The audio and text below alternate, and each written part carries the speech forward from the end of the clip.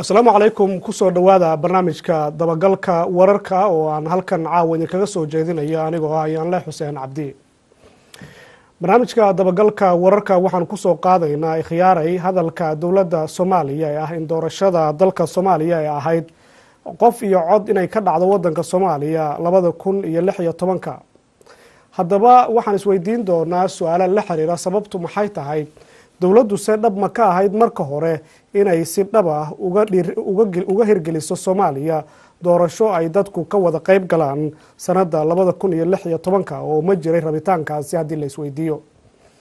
marka laga hadlo dowladda waqtiga laga soo gudbay muxuu kaga lumay ma khilaaf dhexdeeda ah mise wax kale ayaa jiray. qodobadaasi ayaan hadduu alla idmo kusoo qaadi doonaa oo aan ku heli doonaa jawaabaha khabiirka ee barnaamijka nagala qayb galaya ama aqoonyahanka barnaamijka nagala qayb galaya ee u diyaar garooba.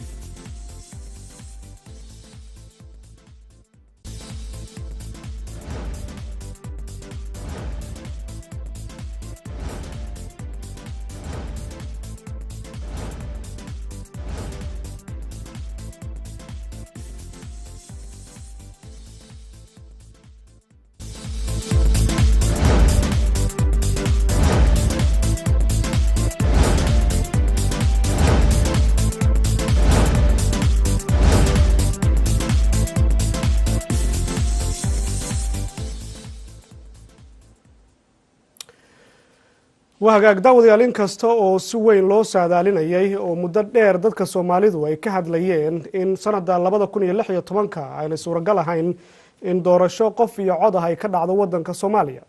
ayaa sidaad la socotaan dowladda Soomaaliya waxay markii ugu horeysay si rasmi ah uga hadashay arrintaas oo ay sheegtay inaysan suuragal ahayn in dalku uu galo doorasho qof walba uu codkiisa dhiibto marka la gaaro 2016.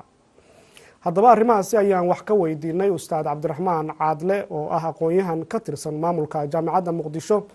waxaanan ugu horeyn weydiiyey sababta uu arko gaabiska ku yimid dowladda ee ah doorashadii loogu talagalay inay ka dhacdo wadanka iyo waxyaabaha uu isagu isleeyahay rabitaan la-aantaasi waa u sabab. mahadsanid ayaan le dabcan marka la leeyahay sababaha keenay in ay doorashada qabsan weysay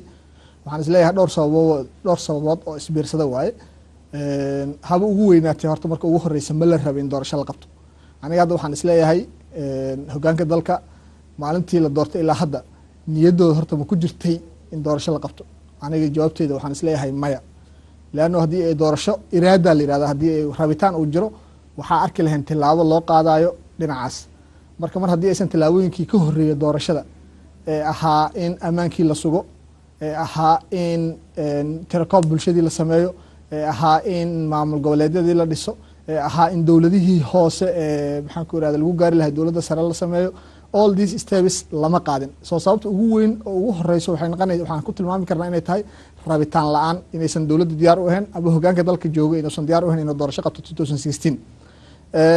sidoo kale waxaan dhihi karnaa sababaha dib u dhiga waxaa kamid ah ama ay ku qabsoon waayeen khilaafka siyaasadeed ee hareeyey hogaanka dalka. dabcan waxaan la soconaa in wadanka hadda marayo ilaa 3 ra-iisul wasaare marxaladii ugu dambeysay, mar walbana haddii laga reebo tan hadda ugu dambeyso labadii marxaladii ugu horeysaba waqtigoodii inta badneed lagu soo qaatay in xukuumad la dhiso, mid la dumiyo, haddana la dhiso, la dumiyo, mid kale la dhiso. marka waxaan leenahay intii dowladda ku mashquul lahayd maxaan hiigsigiisna ku gaarnaa. waxaan isleeyahay waxay waqti badan iyo kharash badan iyo juhdi badan iyo maskax badan ay geliyeen in khilaafka siyaasadeed la xaliyo ama khilaaf siyaasadeed la abuuro. laftiisa khilaafka waa la abuurayay markii la xalinayo. qodobka saddexaad aan isleenahay sabab ayay u tahay in ay doorashadu ay qabsoomi weysay. dabcan waxaan isleeyahay mar walbo cid walba oo Soomaali ah ee mas-uul laga dhigo, mas-uuliyad loo dhiibo, waxaan isleenahay horta marka ugu horeyso markii xalka loo magacaabayo si sax laguma keenin. waxaa laga yaabaa in qabiilkiisa uu keensado, waxaa laga yaabaa in saaxiibtinimo lagu keeno, waxaa laga yaabaa turfutoornimo asagoo iyo shakhsiyadu leeyahay inuu aad waxaan ku iraahdaa campaign u sameeyo oo xil weyn oo waxqabad u baahnaay loo magacaabo asagoona capacityga amba awoodii loo baahnaa lahayn taasaa marka waxay keenaysaa in ay ku fashilmo in wix loo doorto qofkaas uusan qabanin sidoo kale qofkaas markii meesha la geeyo wuxuu ka fikiraa mar walbo dantiisa gaarka ah soo xaqiiqoobi lahay oo ah kursigan sidee muddo dheer usii joogtaa inta aad kursiga joogto sidee baad kasab fiican ama dabcan lacag ama wax uun aad uga samaysan lahayd dabcan marka waxaan isleeyahay waxyaabahaasa waxay keenayaan in qofkii kursigii ku fadhiyey wasiir ahaa ama agaasimo ahaa ama guddoomiye ahaa ama cidoodana ahaadagu inuu meeshii uu ka fikiri lahay horumarinta iyo ka fikiri lahaay hiigsiga gaaristiisa inuu ka fikirayo hungurigiisa iyo asiga sidoo wax uxaadi lahaa iyo sidoo meesha usii joogi lahay taas ayaa waxay keentay in marka dib u dhac aada u weyn oo ku yimaado wixii la rabay in la gaaro dabcan sababahaas iyo kuwo kaloo badan oo isbiirsaday ayaa dib u ka dhigay suurtagalna ka dhigi waa tahay cabdiraxmaan arrintan marka laga hadlo waa arrin la xiriirta masiir umadeed oo dalka soomaaliya ku saabsan waxaana sida muuqata caalamku uu tijaabinayay oo gacanta uu u geliyey maamulkii dalka iyadoo waqti kumeel gaara laga soo gudbay oo 2012 doorashadii dhacday dowlad rasmiga lagu doortay waqtigaa dowladda rasmiga ah inay shaqayso oo dowlad rasmiga ay wadanka ka hana qaadana dadaalkeeda caalamka lahaa laakiin waxay muujinaysaa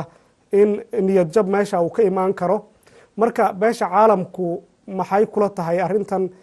siday wax u dhaceen wax saluuga ma jiraan dhanka kalena maxay beesha caalamka lafteeda dhaqaalihii ay ballan qaaday ay u bixin weysay oo soomaalida ay u siin weysay maxay kula tahay arrimahaas markii laga hadlo caalamka markii la leeyahay waa interest groups isku tegay dowlado iyo ururo caalami ah oo Soomaaliya dan kale danta ay ka leeyihiin dan dowladdaas ay noqon kartaa ama dan ay ka leeyihiin in la yiraahdo Soomaaliya in la badbaadiyo waa loo dhigi karaa ayagaas mar walba waxay ku bixiyaan kharash hadda waxaan ognahay ciidamada ammaanka ilaaliya ama maxaan ku yiraahdaa nabad sameeyaasha wixii la yiraahdo way AMISOM maalin walba waxaa ku baxdo lacag logistikadooda iyo qarashkooda iyo mushaarkooda iyo waxa ku baxayo lacag fooq alcaqli ayaa ku baxdo oo UN-ka soo marto oo dowlado kale laga soo qaado sababahay u bixinayaanna mar walba waa maxaan ku yiraahdaa waxaan isleeyahay mid walba dan gooniye leedahay danahaas interest groupska laftooda iskuma yimaadaan dabcan waxaa laga yaabaa in adduunka laftiisa uu ka jiro wax la yiraahdo dagaal qabow dagaalkaas qabow dowladaha saaxiibada kor ka ah laakiin hoos iska cunayo dhex mari karo waxaa laga yaabaa in ay dowlad meel haddii ay maxaan ku yiraahdaa danteeda ka weysay ay ka dhowjiso mid kale danteeda haddii weysay inay ka dhowjiso nidaamka mar walba marka tartankaas loolankaas u dhexeeyo international maxaan ku yiraahdaa ay sheeg organizationska ama waxa la yiraahdo beesha caalamka hadda Soomaaliya aan u naqaano taasaa waxay keenaysaa in ay mar walba ay wax isbedelaan uusan hal si wax u soconin sidoo kale waxaan isleenahay waxaa sabab u ah oo ay waxaan ku yiraahdaa u istaageen kaalmooyin badan oo soo gaari jira Soomaaliya musuq maasuqa dabcan musuq maasuqa waxaan la soconaa sanadkii ugu dambeeyay daraasad la sameeyey musuq maasuqa xadka ayuu ka baxay ninkii wax loo dhiibo dabcan dhinaca kale oo marsiinaya musuq maasuqaas lafteeda waxay keentay horniyo lacagtan waa soo qaadnaa donorisan ka soo qaadnay donoriskii haddii musuq maasuq ay taasee la yeelaa in la xadeeyo way keentay sidoo kale waxaa laga yaabaa wax la yiraahdo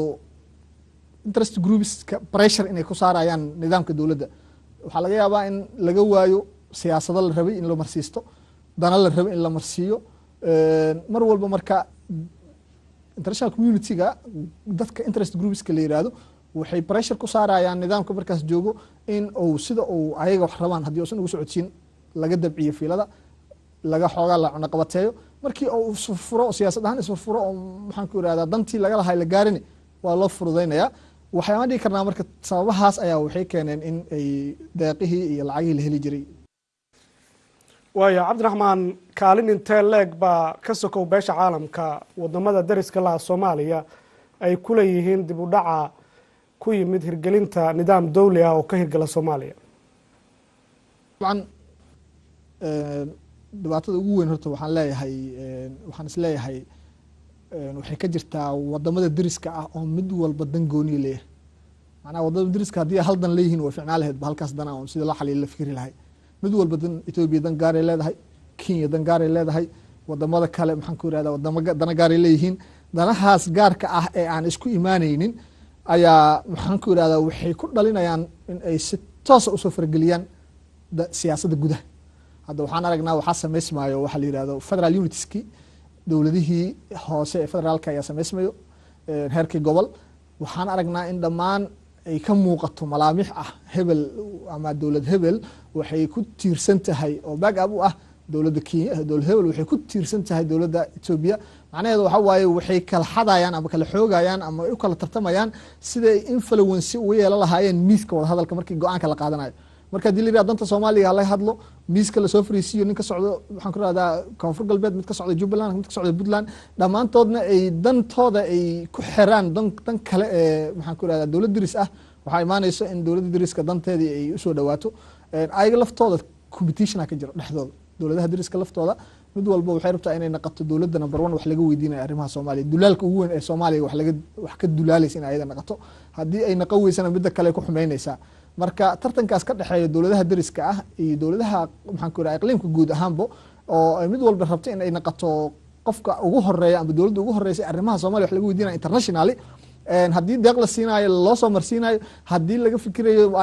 ayada codkeeda la qaadanayo taas tartankaasna asaga wuxuu keenayaa in ay aad u soo farageliyaan siyaasadaha gudaha taasna mar walba waxay dib u dhigaysaa inaan anaga gaarno waayahay inkastoo waddanka dowladda ay ka jirto oo waqtigii loogu talagalay dowladda ay ahayd 2016 in dalka qorshe degsan uu jiray oo caalamku taageerayay oo laga sugayay madaxda Soomaalida maxaad ku talin lahayd mar haddii arrintaasi aysan dhicin mar haddii dowladdii la idmaday ay gudan weysay sida muuqata wixii loo diray oo ay tiri waqtigii loogu talagalay waxba kuma qaban karno oo sidii la rabay ee cod iyo qofkii ah ma qaban karno inkastoo laga yaabo doorasho kale inay qaban karaan ay qaab kale ma isla dowladdan baa waqtiga loo dheereeyaa oo la aaminaa mise cid kale oo la aamini kara ayaa jirtaad isleedahay oo taladan wax ku leh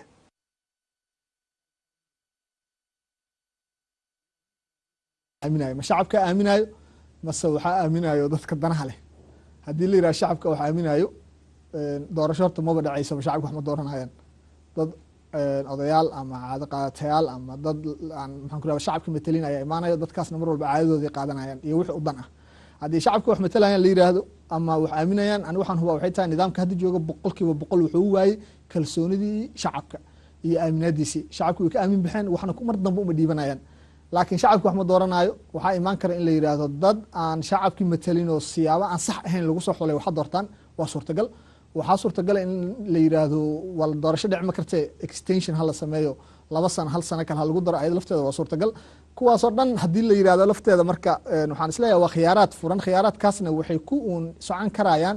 mar walba sida ay uga tanaasulaan danaha qaranka dadka hadda madaxda joogto waxa laga yaabaa in ay dowlad weyn oo ama influence ku leh siyaasadda Soomaaliya oo dan gaar ah kale Soomaaliya in ay madaxda u fududeeyaan haddii u fududeeyaan loo ogolaado in maxaan ku yiraahdaa beesha caalamka laga dhaadhacsiyo hadda doorasho dhici ma kartee aan 2 sano ugu darno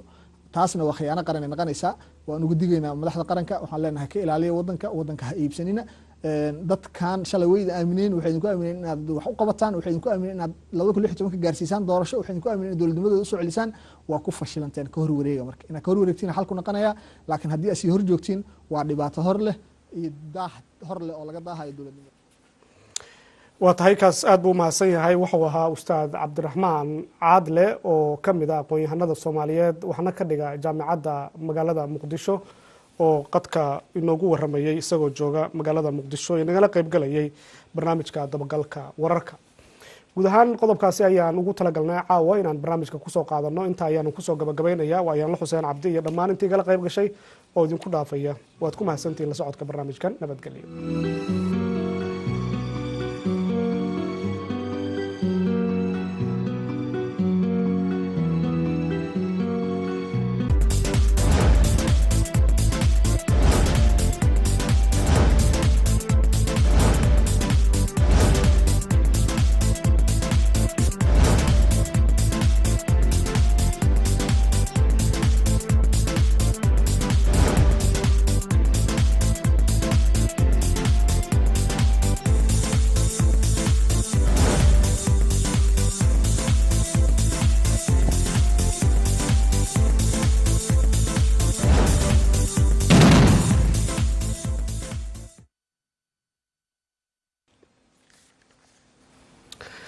asalaamu calaykum kusoo dhowaada barnaamijka dabagalka wararka oo aan halkan caawa idinkaga soo jeedinayo anigoo ah ayaanle xuseen cabdi.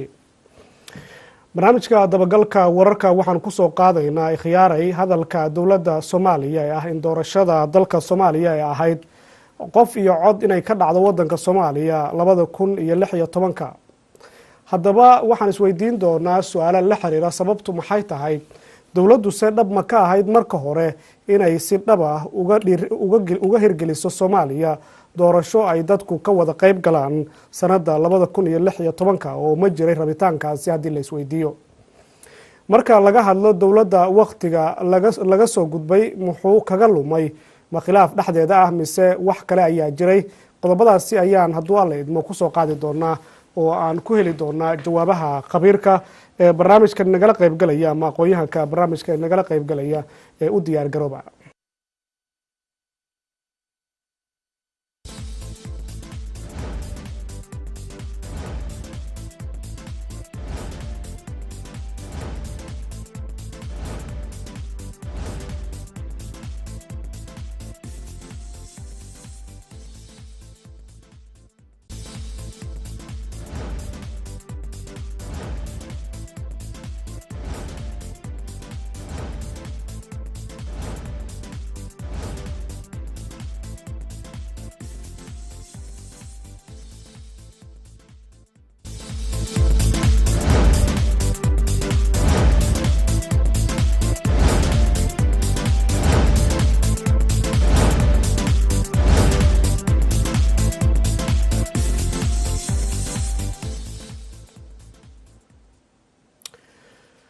وهاجاك داوديال inkasta oo si weyn loo saadaalinayay oo muddo dheer dadka Soomaalidu ay ka hadlayeen in sanada 2016 ay suuragal ahayn in doorasho qof iyo cod ah ay ka dhacdo wadanka Soomaaliya ayaa sidaad la socotaan dowladda Soomaaliya waxay markii ugu horeysay si rasmi ah uga hadashay arrintaas oo ay sheegtay inaysan suuragal ahayn in dalku uu galo doorasho qof walba uu codkiisa dhiibto marka la gaaro 2016. haddaba arrimahaasi ayaan wax ka weydiinay ustaad cabdiraxmaan caadle oo ah aqoon-yahan ka tirsan maamulka jaamacadda muqdisho waxaanan ugu horeyn weydiiyey sababta uu arko gaabiska ku yimid dowladda ee ah doorashadii loogu talagalay inay ka dhacdo wadanka iyo waxyaabaha uu isagu isleeyahay rabitaan la-aantaasi waa u sabab. mahadsanid ayaan le dabcan marka la leeyahay sababaha keenay in ay doorashada qabsan weysay waxaan isleeyahay dhowr sababood oo isbiirsada waaye haba ugu weynaatay horta marka ugu horeysa ma la rabay in doorasho la qabto. aniga hadda waxaan isleeyahay hogaanka dalka maalintii la doortay ilaa hadda niyadooda horta ma ku jirtay in doorasho la qabto? aniga jawaabteeda waxaan isleeyahay maya, leanno haddii ay doorasho iraada la yihahda haddii ay rabitaan uu jiro waxaa arki lahayn tilaabo loo qaadayo dhinacaas. marka mar haddii aysan tilaabooyinkii ka horeeya doorashada ee ahaa in ammaankii la sugo, ee ahaa in tirakoob bulshadii la sameeyo, ee ahaa in maamul goboleedyadii la dhiso, ee ahaa in dowladihii hoose ee maxaan ku irahda lagu gaari lahay dowladda sare la sameeyo, all these steps lama qaadin. soo sababta ugu weyn oo ugu horeyso waxaan ku tilmaami karnaa inay tahay rabitaan la-aan, inaysan dowladda diyaar u ahayn ama hogaanka dalka jooga inuusan diyaar u ahayn inuu doorasho qabto 2016. sidoo kale waxaan dhihi karnaa sababaha dib u dhiga waxaa ka mid ah ama ay ku qabsoon waayeen khilaafka siyaasadeed ee hareeyey hogaanka dalka. dabcan waxaan la soconaa in wadanka hadda marayo ilaa 3 ra-iisul wasaare marxaladii ugu dambeysay, mar walbana haddii laga reebo tan hadda ugu dambeyso labadii marxaladii ugu horeysaba waktigoodii inta badneed lagu soo qaatay in xukuumad la dhiso, mid la dumiyo, haddana la dhiso, la dumiyo, mid kale la dhiso. marka waxaan leenahay intii dowladda ku mashquul lahayd maxaan hiigsigiisna ku gaarnaa? waxaan isleeyahay waxay waqti badan iyo kharash badan iyo juhdi badan iyo maskax badan ay geliyeen in khilaafka siyaasadeed la xaliyo ama khilaaf siyaasadeed la abuuro. laftiisa khilaafka waa la abuurayay markii la xalinayo. qodobka saddexaad aan isleenahay sabab ayay u tahay in ay doorashadu ay qabsoomi weysay. dabcan waxaan isleeyahay mar walbo cid walba oo Soomaali ah ee mas-uul laga dhigo, mas-uuliyad loo dhiibo, waxaan isleenahay horta marka ugu horeyso markii xalka loo magacaabayo si sax laguma keenin. waxaa laga yaabaa in qabiilkiisa uu keensado, waxaa laga yaabaa in saaxiibtinimo lagu keeno, waxaa laga yaabaa turfutoornimo asaga iyo shakhsiyadu leeyahay inuu aad waxaan ku idhaha kambeyn u sameeyo oo xil weyn oo waxqabad u baahnaay loo magacaabo asagoona capacity-ga amba awoodii loo baahnaa lahayn taasaa marka waxay keenaysaa in ay ku fashilmo in wixii loo doorto qofkaas uusan qabanin sidoo kale qofkaas markii meesha la geeyo wuxuu ka fikiraa mar walbo dantiisa gaarka ah soo xaqiiqoobi lahay oo ah kursigan sidee muddo dheer usii joogtaa inta aad kursiga joogto sidee baad kasab fiican ama dabcan lacag ama wax uun aad uga samaysan lahayd dabcan marka waxaan isleeyahay waxyaabahaasa waxay keenayaan in qofkii kursiga ku fadhiyey wasiir ahaa ama agaasimo ahaa ama gudoomiye ahaa ama cidoodana ahaadagu inuu meeshii uu ka fikiri lahay horumarinta iyo ka fikiri lahay hiigsiga gaaristiisa inuu ka fikirayo hungurigiisa iyo asiga sidoo wax u xadi lahaa iyo sidoo meesha uu sii joogi lahay taas ayaa waxay keentay in marka dib u dhac aad u weyn oo ku yimaado wixii la rabay in la gaaro dabcan sababahaas iyo kuwo kaloo badan oo isbiirsaday ayaa dib u ka dhigay suurtagalna ka dhigi waa tahay cabdiraxmaan arrintan marka laga hadlo waa arrin la xiriirta masiir umadeed oo dalka soomaaliya ku saabsan waxaana sida muuqata caalamku uu tijaabinayay oo gacanta uu u geliyey maamulkii dalka iyadoo waqti kumeel gaara laga soo gudbay oo 2012 doorashadii dhacday dowlad rasmiga lagu doortay waqtiga dowladda rasmiga ah inay shaqayso oo dowlad rasmiga ay wadanka ka hana qaadana dadaalkeeda caalamka lahaa laakiin waxay muujinaysaa in niyad jab meesha uu ka imaan karo marka beesha caalamku maxay kula tahay arrintan siday wax u dhaceen wax saluuga ma jiraan dhanka kalena maxay beesha caalamka lafteeda dhaqaalihii ay ballan qaaday ay u bixin weysay oo soomaalida ay u siin weysay maxay kula tahay arrimahaas markii laga hadlo caalamka markii la leeyahay waa interest groups isku tagay dowlado iyo ururo caalami ah oo Soomaaliya dan kale danta ay ka leeyihiin dan dowladdaas ay noqon kartaa ama dan ay ka leeyihiin in la yiraahdo Soomaaliya in la badbaadiyo waa loo dhigi karaa ayagaas mar walba waxay ku bixiyaan kharash hadda waxaan ognahay ciidamada ammaanka ilaaliya ama maxaan ku yiraahdaa nabad sameeyaasha wixii la yiraahdo way AMISOM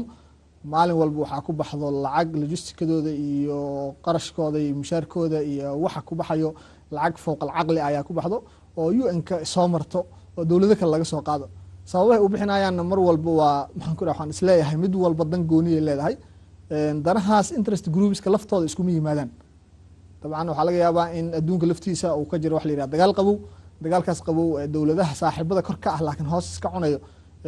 dhex mari karo waxaa laga yaabaa in ay dowlad meel haddii ay maxaan ku yiraahdaa danteeda ka weysa ay ka dhowjiso mid kale danteeda haddii weysa inay ka dhowjiso nidaamka mar walba marka tartankaas loolankaas u dhexeeyo international maxaan ku yiraahdaa ay sheeg organizationska ama waxa la yiraahdo beesha caalamka hadda Soomaaliya aan u naqaano taasaa waxay keenaysaa in ay mar walba ay wax isbedelaan uusan hal si wax u soconin sidoo kale waxaan isleenahay waxaa sabab u ah oo ay maxaan ku yiraahdaa u istaageen kaalmooyin badan oo soo gaari jira Soomaaliya musuqmaasuqa dabcan musuqmaasuqa waxaan la soconaa sanadkii ugu dambeeyay daraasad la sameeyay musuqmaasuqa xadka ayuu ka baxay ninkii wax loo dhiibo dabcan dhinaca kale oo marsiinaya musuqmaasuqaas lafteeda waxay keentay horniyo lacagtan waa soo qaadnaa donorisan ka soo qaadnay donoriskii haddii musuqmaasuq ay taasee la yeelaa in la xadeeyo way keentay sidoo kale waxaa laga yaabaa wax la yiraahdo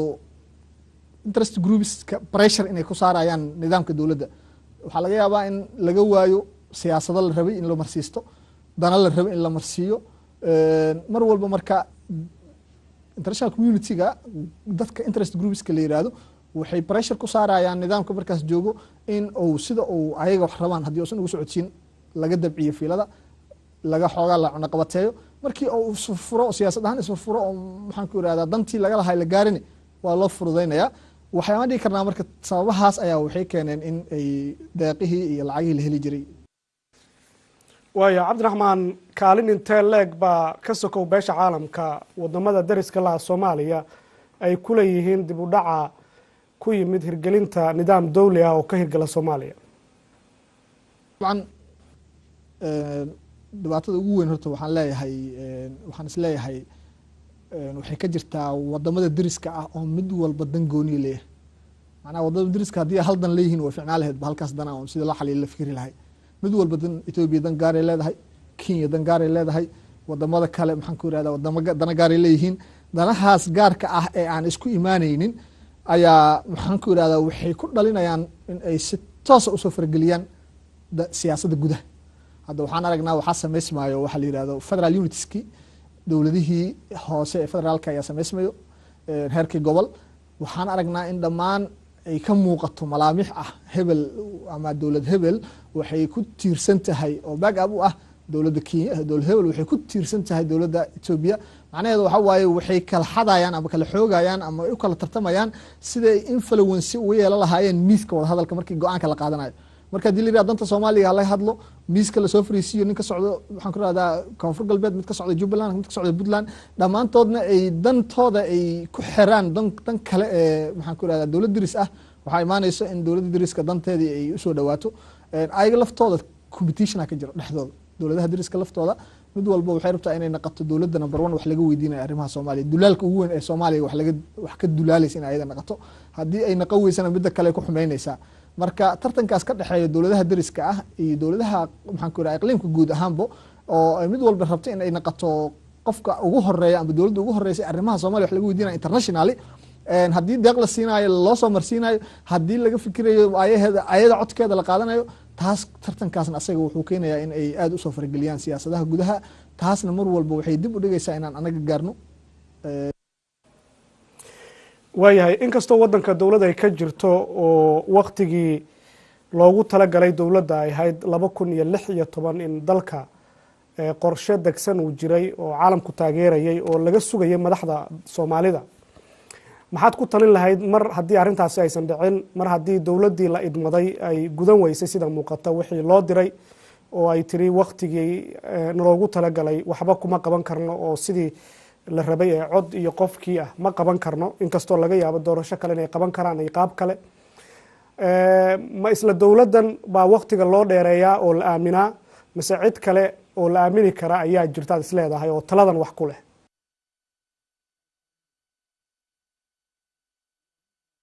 aaminayo ma shacabka aaminayo mase waxaa aaminayo dadka danaha leh